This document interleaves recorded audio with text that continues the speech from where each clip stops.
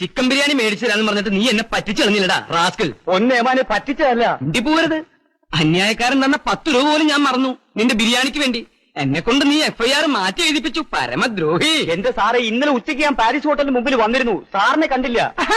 അത് നീ വല്ല സ്കൂൾ മാഷ്മാരോട് പറഞ്ഞാൽ മതി, അവര് വിശ്വസിക്കും. പോലീസുകാർ തലച്ചോറുള്ളവരാ.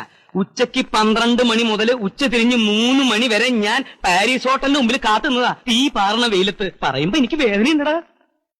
ഇന്ന് പ്രായച്ചിത്തം ചെയ്യാതെ നിന്ന് ഇവിടുന്ന് പ്രശ്നമില്ല.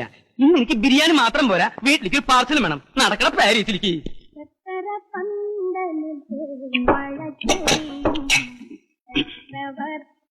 ഇടയ്ക്കേ ഈ അച്ചാറും തൊട്ടുകൂട്ടിയില്ലെങ്കില് പെട്ടെന്ന് ബിരിയാണി മട്ടയ്ക്കും.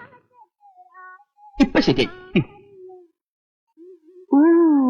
കരയാമ്പൂ കോഴിയുടെ വേഗത്തിൽ കൂടിയോ എനിക്കൊരു സംശയം.